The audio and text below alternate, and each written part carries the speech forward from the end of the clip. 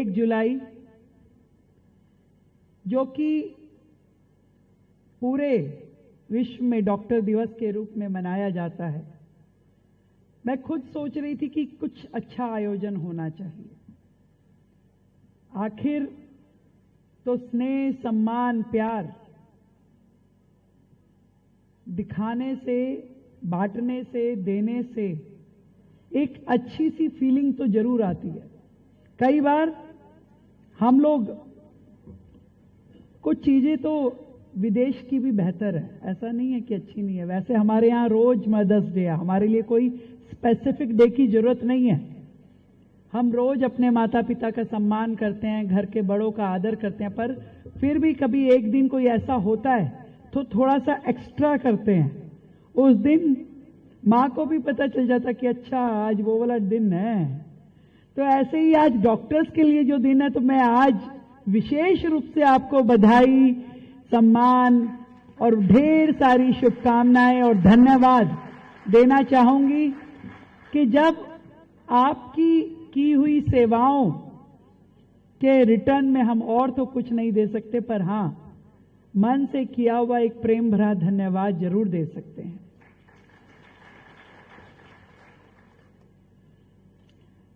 और मैं जो विषय बैठे बैठे सोच रही थी और वर्षों से सोचती हूं, मुझे हमेशा से लगता है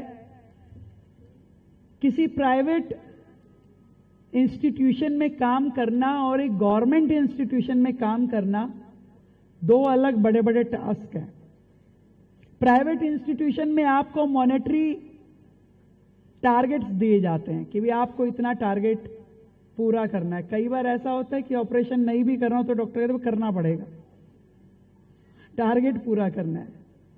पर सरकारी संस्थान में आपको उस तरह के मॉनेटरी टारगेट नहीं होते, पर हां, सेवा के टारगेट जरूर होते हैं कि जो भी व्यक्ति आपके पास आए, आप उसको प्रेम से उसकी तकलीफ सुन लें और उसको बेहतर समाधान दे दें। मैं पूरा विश्वास रखती हूं कि हमारे गवर्नमेंट हॉस्पिटल्स में जितने भी डॉक्टर हैं, they are much qualified, they are much sensitive, और उनके अंदर की सहनशीलता भी और संवेदनशीलता भी ज्यादा है। क्योंकि जब विपरीत परिस्थितियों में भी आपको काम करना पड़ता है, मैं मानती हूं कि आपको उतना अच्छा वर्किंग एटमॉस्फेयर नहीं मिल पाता, आपको उतना सुविधापूर्ण माहौल कि आराम से एसी कमरे में बैठ करके एक एक पेशेंट आएगा और आपके दिमाग के ऊपर हमेशा बाहर खड़ी हुई लंबी लाइन, कतारें आपके दिमाग पे बोझ बनी रहती होंगी कि अभी तो बहुत सारे पेशेंट हैं। कोई टाइम कि अब मेरा लंच टाइम हो गया तो शायद आप लंच के लिए उठ करके जाने का भी आपको समय नहीं लगता होगा। आप सोचते होंगे, परंतु आधी रात भी आपको उठा लिया जाता होगा, ऐसी ऐसी इमरजेंसी जिसके पीछे भी कई बार कोई देखने सुनने वाला नहीं होता, वो केवल और केवल सड़क से उठा करके आपकी टेबल पे ले आया जाता है कि इसका इलाज करना है, और आप पूरी शिद्दत के साथ उसका इलाज करते हैं।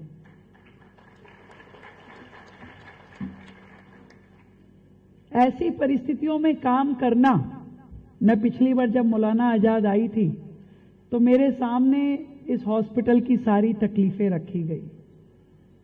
कैसे हमारे मेडिकल के स्टूडेंट टूटे हुए हॉस्टल में रहते हैं, जहां छतें गिर जाती हैं और बेचारे एक कमरे में 8-8 स्टूडेंट, जहां आप स्टडी टेबल तो छोड़िए, 8 बेड जहां लगे हों उनको अलमारी का भी एक एक पोर्शन शेयर करना पड़ता है कि इसमें मेरे कपड़े हैं इसमें, और वो बोरियां बांध के अपनी अटैची या बैग में ही बेड के नीचे कपड़े घुसा देते हैं, और कैसे वो निकाल के, मैं समझती हूं इससे ज्यादा तकलीफदायक स्थिति में पढ़ाई भी करना मेडिकल की और घरों से दूर आकर के रहना उनके लिए इतना बड़ा चैलेंज था। मुझे देख करके बड़ी हैरानी हुई। और ऐसे ही बहुत सारे हॉस्पिटल में वर्किंग कंडीशन और इंफ्रास्ट्रक्चर की विकट परिस्थितियां मैंने देखी। अफसोस भी हुआ कि पिछली सरकारें जो हेल्थ मॉड्यूल को पूरे देश के सामने प्रस्तुत करती थी कि देखिए हमारा हेल्थ मॉड्यूल कितना अच्छा है, हम लोग इस मॉडल के हिसाब से क्या क्या कर रहे हैं, पर वहां के अंदर की आकर के जब मैंने स्थितियां देखी कि प्रति 1000 व्यक्ति, यदि दिल्ली में अवेलेबिलिटी ऑफ बेड देखें तो 0.42, यानी एक बेड भी 1000 लोगों पे आपका सरकारी उपलब्धता नहीं है। और सारे मिला दूं मैं, केंद्र सरकार के भी, दिल्ली सरकार के भी, प्राइवेट सेक्टर के भी, तो भी 0.5 यानी 1.5 बेड, सब कुछ मिलाने के बाद तो भी दिल्ली के लोगों को हम वो नहीं दे पा रहे जो आपका WHO बोलता है कि कम से कम प्रति 1000 लोगों पे 2 बेड तो दो। और आईसीयू की और ट्रॉमा सेंटर की तो बात ही छोड़ दीजिए। इन विकट परिस्थितियों में देश की राजधानी अपना गुजारा कर रही है। तो जो बात आदरणीय खन्ना जी ने कही कि कोविड के समय में प्रशासन तो लाजमी था, आज भी उनके रिकॉर्ड में केवल मात्र 97 लोगों की डेथ दिखाई गई है। जब मेरे सामने अधिकारियों ने फाइल रखी कि भाई कोविड के बहुत सारे कॉम्पनसेशन जो है आज भी पेंडिंग है, तो मैंने फाइलें मंगवाई तो देखा मात्र 95 लोग रजिस्टर्ड है। मैं आपसे पूछना चाहती हूं, क्या कोविड में दिल्ली में मात्र 97 लोग मरे थे? हजारों हजार लोगों की मौत हुई। क्रिमिनेशन ग्राउंड्स पे जगह नहीं थी, लोगों का नंबर नहीं आ रहा था। मुझे आज भी वो समय याद आता है डॉक्टर साहब कि मैंने एक परिवार की मदद करी, क्रिमिनेशन करवाने में उसकी वाइफ की डेथ हो गई थी। उनका मेरे पास फोन आया, धन्यवाद रेखा जी, आपने क्रिमिनेशन में मदद कराई। मैं लिटरली आंसुओं से रोई कि अब वो समय आया है जीवन में जब क्रिमिनेशन करवाने के लिए सामने वाला व्यक्ति मुझे धन्यवाद कर। वो स्थिति थी दिल्ली में। और ऐसी विकट परिस्थितियों में हमारे डॉक्टर ने ये नहीं देखा कि मुझे क्या सुविधा मिल रही है, नहीं मिल रही, उसके हाथ में कोई औजार था या नहीं था, उसे अपने जीने मरने की सुध बुध ही नहीं थी। वो उन सब पेशेंट की केयर कर रहे थे जो उसके सामने आते गए। दिन देखा ना रात देखी। मैं महसूस कर सकती हूँ कि कितनी रात आप लोग सोए नहीं होंगे ताकि दिल्ली की सांसें चलती रहे।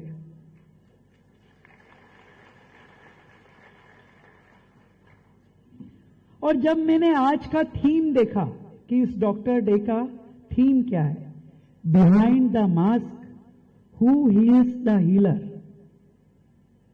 ये जो हील देने वाले हमारे डॉक्टर हैं, इनको कौन हील कर रहा है? सच बताऊं, एक क्षण नहीं लगा मुझे कि दिल्ली के मेरी डॉक्टर कम्युनिटी को हील करने के लिए अब आपकी अपनी सरकार और आपकी मुख्यमंत्री खड़ी है।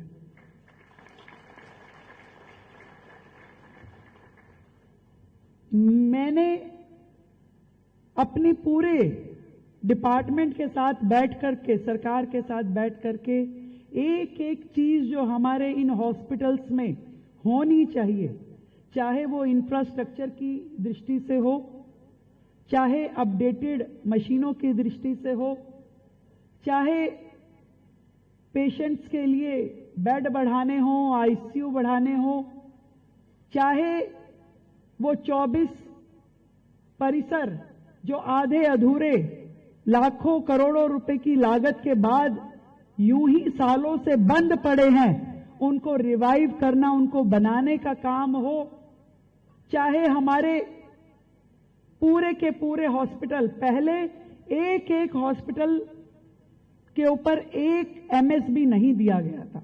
जब मैं आई तो आते ही मुझे बताया गया कि मैडम मेरे पास 4 अस्पताल है, मैं कैसे केयर टेकिंग करूं, जबकि एक अस्पताल पे एक ही आपका एमएस होना चाहिए। सबसे पहले आते ही हमने ये काम किया कि इंडिविजुअल जितने हमारे हॉस्पिटल हैं, हर एक को सिंगल सुपरिटेंडेंट दिया ताकि उसके हॉस्पिटल की देखरेख केवल उसकी जिम्मेदारी पे हो। क्या मतलब है कि 4-4 अस्पताल एक व्यक्ति के ऊपर बोझ पे डाल दो? और मैं इस बात को लेकर भी खुशी से आपको बताना चाहती हूं कि लगभग 12-15 साल के इतिहास में पहली बार, महेश जी, पहली बार सरकार परमानेंट जॉब दे रही है। पहली बार नियुक्ति पत्र बांटे जाएंगे। 6 तारीख को हम 1500 नर्सेज अपॉइंट कर रहे हैं। आज तक परमानेंट नौकरी ही नहीं लग रही थी पिछले 15 सालों से। जो कुछ भी चल रहा था सब कॉन्ट्रैक्ट पे चल रहा था। आए जाएं किसकी क्या जिम्मेवारी है, परंतु आपके इंस्टीट्यूशन को एक संबल देने के लिए जो परमानेंट टीम होनी चाहिए, चाहे वो डॉक्टर हो, एमएस हो, पैरामेडिकल स्टाफ हो, नर्सिस हो, वो इस शासन से गायब थी। पहली बार इतने सालों में आज हमारे हॉस्पिटल एडमिनिस्ट्रेशन को परमानेंट जॉब क्रिएट करके नौकरियां दी जा रही है, वो भी 1500 नर्सेज। और भी जो कमी है वो सब लगाने की व्यवस्था की गई। जब मैंने देखा कि हॉस्पिटल्स में वो मशीनरी जिसकी जरूरत है, आज आपको सीटी स्कैन, अल्ट्रासाउंड, एमआरआई, वो मशीनें बड़े बड़े अस्पतालों में भी है ही नहीं। इभास जैसा हॉस्पिटल जो कि मेंटल केयर के लिए है, वहां पे एमआरआई ना होना, सोचिए कैसा भद्दा मजाक है। आज सभी हॉस्पिटल में जितनी भी टेक्निकल असिस्टेंस के लिए ये मशीनरी है, उनको लाया जाए। इसके लिए हर प्रकार के टेंडर लगा दिए गए हैं, वो भी जनता की सुविधाओं के लिए। एक एक चीज जो मैं आपको बता रही हूं, दवाइयों की कमी, पहले दवाइयों की खरीद फोक्त में इतनी ज्यादा बेईमानी होती थी, उन सब की रोकथाम करना, तरीके से वहां पे चीजें खरीदी जाए कि ना तो हॉस्पिटल में दवाइयों की कमी हो और ना ही उसमें कोई भ्रष्टाचार हो। जन औषधि केंद्र एक भी सरकारी अस्पताल में थे ही नहीं। आज आते ही सरकार ने आदेश दिया कि हर एक हॉस्पिटल में जन औषधि केंद्र होने ही चाहिए। 17 का उद्घाटन ऑलरेडी हम कर चुके हैं। हर प्रकार का इंफ्रास्ट्रक्चर, वेटिंग हॉल से लेकर पानी पीने की सुविधा, बेहतर शौचालय, हर चीज हमारे हॉस्पिटल्स को मिलनी चाहिए। ये सब किस लिए? इसलिए कि आज जो डॉक्टर्स इस सारे प्रेमाइसिस में हजारों लोगों को रोजाना ओपीडी देते हुए उनका इलाज करते हैं, कम से कम उन्हें ये तकलीफ ना हो कि मेरे पास साधन नहीं है, मेरे पास औजार नहीं है, मेरे पास मशीनरी नहीं है, मेरे पास बैठने के लिए, पेशेंट को लिटाने के लिए कोई जगह नहीं है। कितनी तकलीफदायक स्थिति थी कि एक बेड पे 3-3 पेशेंट, वो भी जच्चा, प्रेग्नेंट लेडीज। कितनी शर्म की बात थी। इतने सालों में देश की राजधानी में उसके लायक सफिशिएंट मेडिकल इंफ्रास्ट्रक्चर कभी हो नहीं पाया। इस मॉडल की बात पिछली सरकारें करती थी, मुझे इस बात की तकलीफ है।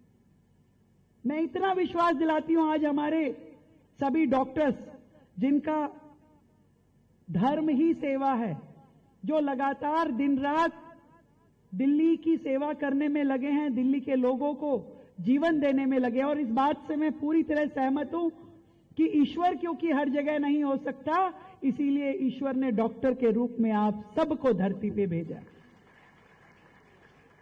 क्योंकि ईश्वर के बाद यदि कोई और जीवन दान दे सकता है तो वो मात्र आप लोग हैं। मैं समझती हूं कि आपके करने लायक, आपके बैठने लायक माहौल हम अपने हॉस्पिटल्स में दें, आपको बेहतर सुविधाएं दें, आपको टेंशन फ्री माहौल दें जिसमें आप अच्छे से काम कर सको। और हमारे सभी हॉस्पिटल्स जिसमें लाखों लोग रोजाना आते हैं, उन सब को बिल्कुल अपडेटेड करते हुए हम उन सुविधाओं को लेकर के आए।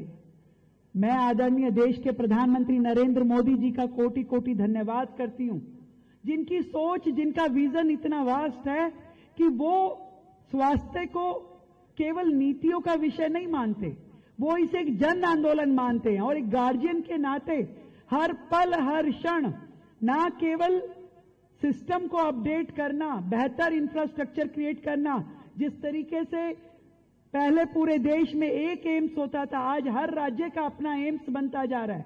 आज इतनी आईआईटीज आई, इतने आईएम्स, आज इतने ज्यादा फैसिलिटीज को देश में लेके आया जा रहा है कि उन्होंने इन सब के साथ साथ देश कैसे स्वस्थ रहे, फिर वो पोषण की बात हो, वो मिलेट्स की बात हो, या आजकल ओबेसिटी की बात हो, वो तो हम जैसों को भी टोक देते हैं। क्या बात है भाई, 10% ऑयल कम करो। तो एक ऐसा गार्जियन देश का जो पूरी तरीके से देश स्वस्थ रहे, भारत स्वस्थ हो तभी समृद्ध होगा, इस विजन के साथ काम करते हैं। और मैं समझती हूं कि आप सब लोग जो यहां बैठे हैं वो उनके विजन को इंप्लीमेंट करने वाली टीम है। और टीम का साथ देना शासन का, प्रशासन का, सरकारों का पहला दायित्व है। और उस दायित्व को निभाने की राह पे दिल्ली सरकार पूरी तरीके से मिशन मोड पे काम कर रही है, ये विश्वास मैं आपको दिलाना चाहती हूं।